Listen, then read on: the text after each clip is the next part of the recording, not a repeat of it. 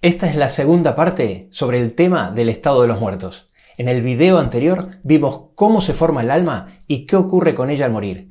En este nos vamos a concentrar en qué pasa con nuestra conciencia después de la muerte. Comenzamos.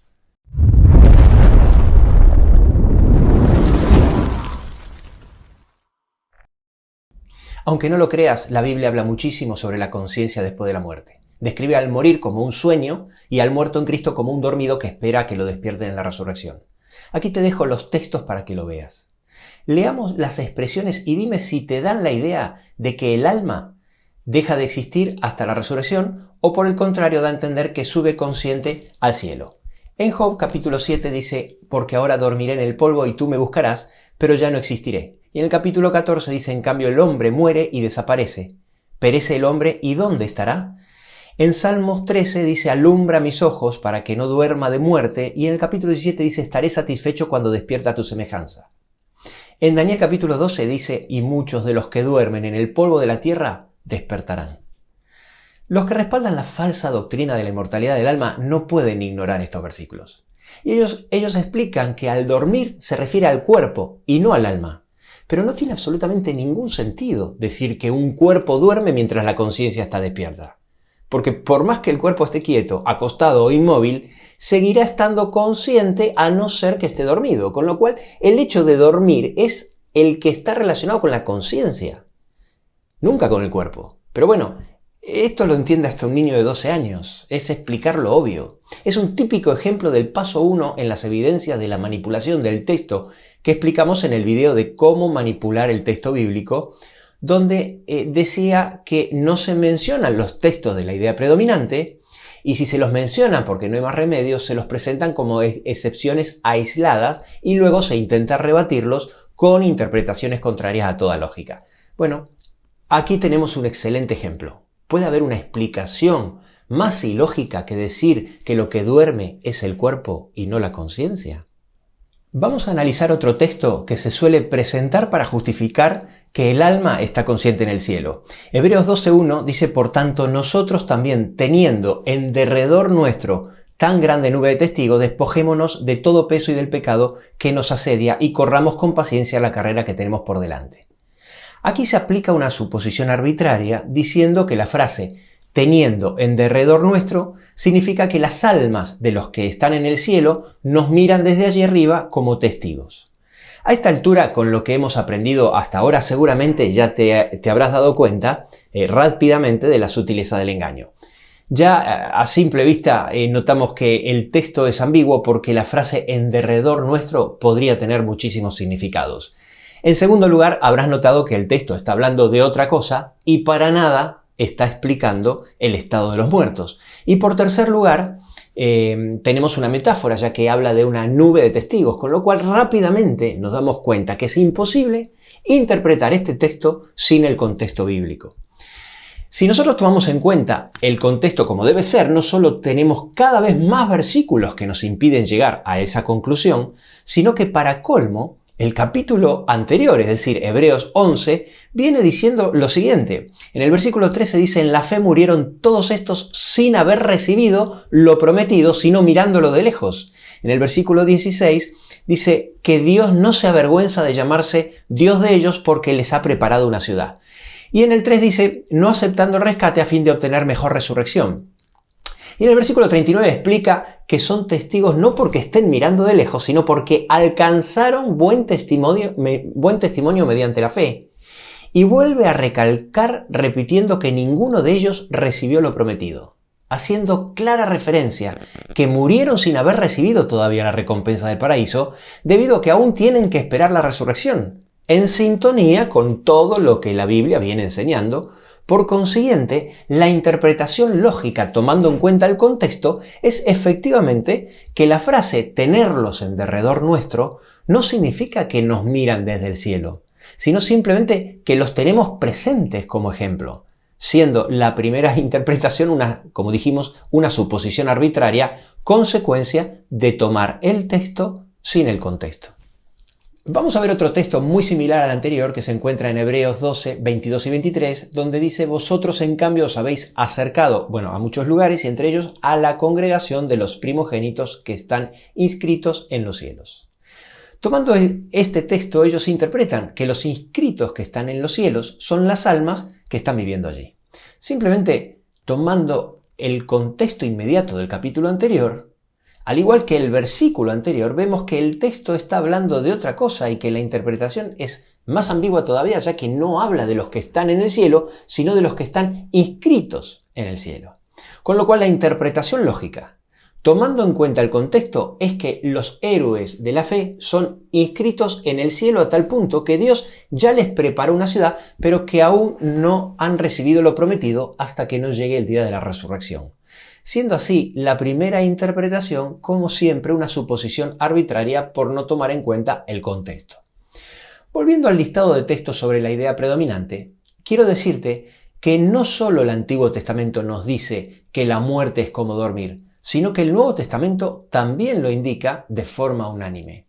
Aquí te dejo algunos versículos, mostrando de forma clara y contundente que toda la Biblia respalda la creencia de que al morir el alma no va al cielo, sino que deja de ser hasta que despierte en el día de la resurrección. Vamos a analizar uno de los textos más utilizados para defender la doctrina de la inmortalidad del alma y a la vez una de las formas más descaradas de forzar un texto por su evidente manipulación. Es el versículo que hemos utilizado como ejemplo para explicar los textos de traducción ambigua en el video donde explico cómo se manipula el texto bíblico. Pero aquí lo vamos a analizar un poquito más en detalle. Se trata de la famosa frase que está en Lucas, capítulo 23, versículo 43, donde Jesús dice al ladrón: de cierto te digo, hoy estarás conmigo en el paraíso. Entonces, los que utilizan este texto interpretan que es evidente que al morir el alma va al cielo, por eso le pudo decir Jesús que ese mismo día el alma del ladrón estaría con él en el paraíso. Y acá tenemos un caso típico de traducción ambigua porque las comas simplemente no existían en el griego del Nuevo Testamento. Entonces, dependiendo de dónde se ponga la coma, Jesús pudo haber dicho también: de cierto te digo, hoy estarás conmigo en el paraíso. Para que me entiendas de lo que te hablo, acá te muestro un versículo, este versículo del que estamos hablando, marcado dentro del cuadro rojo del Códice Sinaítico, que es un manuscrito del siglo IV que contiene la copia completa más antigua del Nuevo Testamento. Como puedes ver, no existe ninguna coma en el texto, ya que los signos de puntuación aparecieron siglos después en el griego. Hay varios motivos que demuestran que esta es la traducción correcta. Empecemos con el motivo más obvio, que es que cuando Jesús resucita, lo primero que le dice a María en Juan 20:17 es que dice: no me toques porque aún no he subido al Padre. Con lo cual, la suposición lógica, tomando en cuenta el contexto, es que Jesús nunca le pudo haber dicho al ladrón que ese mismo día estaría en el paraíso, ya que Jesús mismo dejó bien en claro que el domingo todavía no había ascendido, con lo cual la interpretación es una suposición arbitraria. Y como suele suceder para defender la falsa doctrina, de las dos traducciones posibles, en este caso se toma la totalmente improbable. Otro dato importante es que no olvides que la traducción siempre es interpretativa. ¿Qué quiere decir esto? Que cuando un texto puede ser traducido de dos formas diferentes, el traductor tiene que tomar una de las dos posturas. Por eso mismo, en muchas versiones vas a encontrar el texto traducido así: de cierto te digo que hoy estarás conmigo en el paraíso. Pero ese "que" no existe en el original. El motivo por el cual digo que es una de las manipulaciones más descaradas es porque, siendo tan clara la suposición lógica y tan fácilmente comprobable, se la use continuamente, pero continuamente, como un argumento. Realmente no me deja de llamar la atención con cuánta liviandad se fuerza el texto bíblico. Si bien con este argumento ya tenemos suficiente, te voy a dar un par más. También es evidente que el ladrón así lo entendía, ya que justo antes de la respuesta de Jesús, en el versículo 42, el ladrón le dice a Jesús: acuérdate de mí cuando vengas en tu reino. Y así lo entendía también Marta, la hermana de Lázaro, cuando se junta con Jesús. Le dice en Juan 11:24, hablando de su hermano Lázaro que había muerto, dice: yo sé que resucitará en la resurrección en el día final. Como dato curioso, te cuento que he puesto la frase tal cual está en el original sin las comas en el traductor de Google, y la inteligencia artificial del traductor me arroja la traducción que coincide con la suposición lógica tomando en cuenta el contexto. Vamos al listado de versículos que nos da el contexto bíblico. Como dijimos anteriormente, muchos especulan con la conclusión ilógica de que cuando la Biblia dice que el muerto duerme se refiere al cuerpo y no a la conciencia. Ahora, lo que no te cuentan es que además hay varios versículos, no uno solo, que dicen clara y explícitamente que al morir dejamos de tener conciencia. Vamos a algunos de ellos. Vamos a leer algunas frases de estos versículos y dime sinceramente si te dan la idea de que al morir vamos al paraíso y seguimos conscientes, o por el contrario, quedamos en un total estado de inconsciencia hasta el momento de la resurrección. Leamos, dice, porque los que viven saben que han de morir, pero los muertos nada saben, ni tienen más paga, porque su memoria es puesta en olvido. También su amor y su odio y su envidia fenecieron ya, y nunca más tendrán parte en todo lo que se hace debajo del sol. Porque en el Seol donde vas no hay obra, ni trabajo, ni ciencia, ni sabiduría. No alabarán los muertos a Jehová, ni cuantos descienden al silencio. Pues sale su aliento y vuelve a la tierra. En ese mismo día perecen sus pensamientos. ¿Qué provecho hay en mi muerte cuando descienda a la sepultura? ¿Te alabará el polvo? ¿Anunciará tu verdad? Porque en la muerte no hay memoria de ti. En el Seol, ¿quién te alabará? Ahora pregunto, ¿es lógico que si al morir ascendemos al cielo, la Biblia explique que en ese mismo día perecen mis pensamientos? Fíjate cómo todos estos textos, en primer lugar, están hablando claramente de lo que sucede cuando morimos. En segundo lugar, todos arrojan la misma idea, que al morir cesan nuestras actividades, vamos al silencio y perecen nuestros pensamientos. Y en tercer lugar, no hay ni un solo versículo en la Biblia que hablando del tema diga que el alma consciente se vaya a algún lado al morir, antes de la resurrección. Por el contrario, siempre en todos los casos los versículos que se toman para justificar la falsa doctrina son versículos que no hablan del tema. Como por ejemplo este versículo que se encuentra en Hechos 20 del 9 al 11 y que también se utiliza muchísimo. Aquí se narra que un niño llamado Eutico se cae de la ventana de un tercer piso y fue levantado muerto. Entonces en el versículo 10 Pablo abrazándole dice: no os alborotéis, que su alma está en él. Así que ellos interpretan que aquí Pablo está diciendo claramente que el alma del niño aún no salió del cuerpo y se fue al cielo, sino que todavía está en él. Este es otro claro ejemplo de manipulación de un texto por traducción ambigua. Te explico por qué. Volvamos nuevamente a este gráfico donde vemos que en la Biblia el alma es sinónimo de vida y de persona. Al morir, la persona deja de existir. El alma o vida deja de ser porque para que exista la vida o el alma se necesita el cuerpo y el espíritu o soplo de vida de Dios. Ya hemos visto anteriormente cuando veíamos los textos que indican que el alma es inmortal, cómo se traducía la palabra alma nefesh en el Antiguo Testamento o la palabra psihi en el Nuevo Testamento, indistintamente como alma, persona o vida. Ya hemos visto, en el ejemplo del dicho de Jesús al ladrón de la cruz, que la traducción es una excelente forma de manipular el texto. Es el traductor el que decide qué palabra pondrá en lugar de psihi, que significa alma o vida o persona. Analizando un poco el contexto, podemos ver algunos versículos donde se utiliza la palabra psihi, es decir, alma, en el contexto de dar, perder o salvar o arriesgar una vida. Por ejemplo, en Juan, capítulo 10, 11, está el famoso versículo que Jesús dice: el buen pastor da su vida por las ovejas. En realidad el texto dice: da su alma por las ovejas.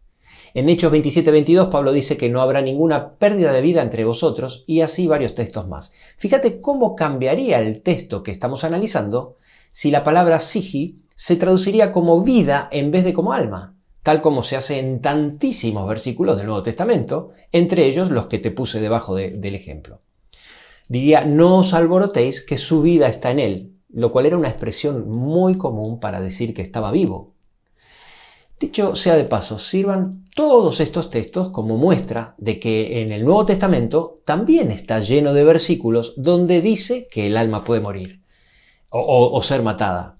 Pero volviendo al tema, aquí en pantalla te muestro cómo traducen esta misma frase 19 versiones diferentes en el español. Y podrás ver que solo 3 de ellas usan la palabra alma. El resto lo traduce a Pablo simplemente diciendo de que el niño está vivo, que es el significado de la expresión. Y ahora hazte una pregunta. Si un ministro, un cura o un pastor o lo que sea utiliza este texto para justificar la inmortalidad del alma, ¿Está o no está manipulando el texto bíblico? Tomando en cuenta el amplio contexto bíblico hasta ahora analizado, donde pudimos ver que el alma es sinónimo de vida y que la conclusión lógica es que como era común utilizar la palabra sigi en el Nuevo Testamento para frases que hablen de salvar, de perder, de quitar o preservar la vida, lo que Pablo está diciendo era simplemente que el niño está vivo, siendo así la interpretación primera una suposición arbitraria. Vamos a analizar otro texto también muy utilizado, y es el que se encuentra en Hebreos 11:4, que dice: por la fe Abel ofreció a Dios más excelente sacrificio que Caín, por lo cual alcanzó testimonio que era justo, dando Dios testimonio de sus ofrendas, y muerto aún habla por ella. Con este texto ellos interpretan que el motivo de que Abel esté hablando aún estando muerto es porque ascendió al cielo y se encuentra allí. Ahora bien, si tan solo nos tomásemos el pequeño trabajo de considerar los otros dos textos en la Biblia que hablan del mismo tema, seguro que nuestra interpretación cambiaría completamente. Uno de ellos está en Génesis 4:10, que es precisamente cuando Caín mata a Abel, y que dice: y Jehová le dijo, ¿qué has hecho? La voz de la sangre de tu hermano clama a mí desde la tierra. Es decir, no es que Abel el que clama desde el cielo, sino su sangre derramada desde la tierra, dice. El acto criminal debe ser juzgado. Y el otro versículo está en Hebreos 12:24, el contexto inmediato de lo que venía hablando Pablo en el capítulo anterior, donde dice que Jesús es el mediador del pacto y su sangre rociada habla mejor que la sangre de Abel. Es la sangre derramada injustamente la que reclama justicia.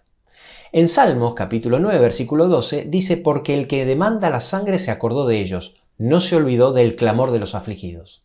Así que la interpretación lógica, tomando en cuenta el contexto, es que el acto de injusticia representado por la sangre inocente derramada habla reclamando justicia, siendo la primera interpretación una suposición arbitraria, consecuencia de desconocer el contexto. Exactamente lo mismo pasa con Apocalipsis, capítulo 6, del 9 al 10, cuántas veces se ha tomado como argumento sobre la inmortalidad del alma, mencionando de este texto a las almas de los que habían muerto, que estaban debajo del altar clamando a gran voz. Lo que hemos mencionado anteriormente sirve para explicar este versículo, pero por si queda alguna duda, el versículo siguiente, capítulo 6, 11, se le dice de ellos que descansarán todavía un poco de tiempo, haciendo referencia al dormir de la muerte, ya que aún falta que se complete el número de los mártires y el juicio. No tendría sentido decir que sigan descansando si estuvieran en el paraíso, como tampoco tendría sentido tanto clamor por justicia si estuvieran ya en el cielo disfrutando de la presencia de Dios, ¿no te parece? Apocalipsis 24 lo aclara aún más si cabe, describiendo a las almas de los decapitados por causa del testimonio de Jesús y por la palabra de Dios, que como podrás ver es exactamente el mismo grupo que habla en Apocalipsis 6:9, que dice los que habían muerto por causa de la palabra de Dios y del testimonio. Y aquí viene la parte clave, dice que vivieron y reinaron con Cristo 1000 años. Vivieron quiere decir que estaban muertos y vivieron. Hasta aquí la segunda parte de este tema crucial. No te pierdas el último video donde analizaremos en detalle cómo será la resurrección y no te olvides de suscribirte, así podrás enterarte de todos los videos nuevos que irán saliendo en este canal.